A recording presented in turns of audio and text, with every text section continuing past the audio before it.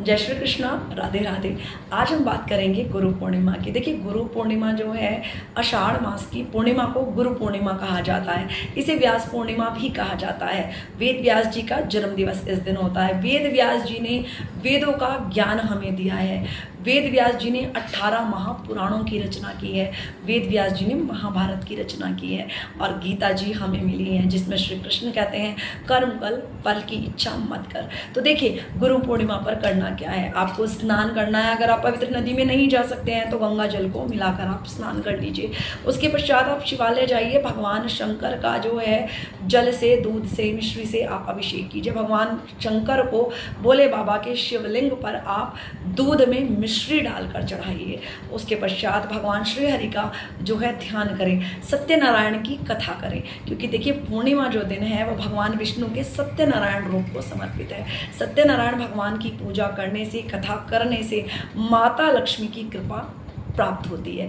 अब देखिए, आपने देखा है माता लक्ष्मी धन की देवी है, वैभव की देवी है, और वो श्री हरि के नित्य चरण कमलों को दबा रही होती हैं, क्योंकि वो उनके पति परमेश्वर है, माता लक्ष्मी उनकी पत्नी है। तो देखिए, जब हम श्री हरि की पूजा करते हैं तो बहुत सिंपल लॉजिक है, बहुत सिंपल बातें मैं आपको समझाती हूँ। जब हम श्री हरि की पूजा करते हैं तो माता लक्ष्मी जो है ऑटोमेटिकली, नेचुरली आपकी तरफ अग्रसर हो जाती हैं। लेकिन बड़े ध्यान से, बड़े विश्वास से, मन के साथ, श्रद्धा के साथ आप पूजन करें।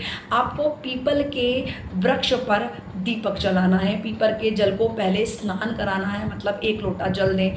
उसके बाद दूध अर्पित करें, दूध से सींचना है, क्योंकि भगवान श्री कृष्ण कहते हैं, हे अर्जुन, वृक्षों में मैं पीपल हूँ। तो पीपल के वृक्ष को वृक्ष न सोचिए, साक्षात श्री हरि विष्णु का रूप माना जाता है पीपल का वृक्ष। तो आपको क्या करना है, सींचना है दूध से, जल से, और उसके बाद एक घी का दिया लगाना है। 108 बार ओम नमो भगवते वासुदेवाय नमः मंत्र का जाप करना है। इससे आपको भगवान विष्णु की कृपा प्राप्त हो जाएगी। रात्रि में चंद्र दर्शन करने हैं।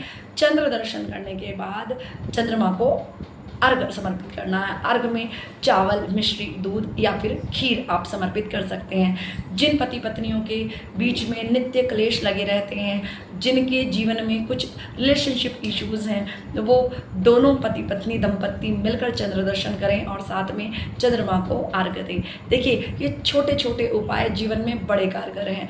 सदगुरु महाराज के आशीर्वाद प्रदान करें, माता पिता से आशीर्वाद प्रदान करें, क्योंकि हमारे साक्षात ईश्वर तो हमारे माता पिता ही हैं। तो आशा करती हूँ ये उपाय आपको कारगर होंगे। अगली बार फिर मिलेंगे नए उपायों के साथ। जय श्री कृष्णा, राधे राधे।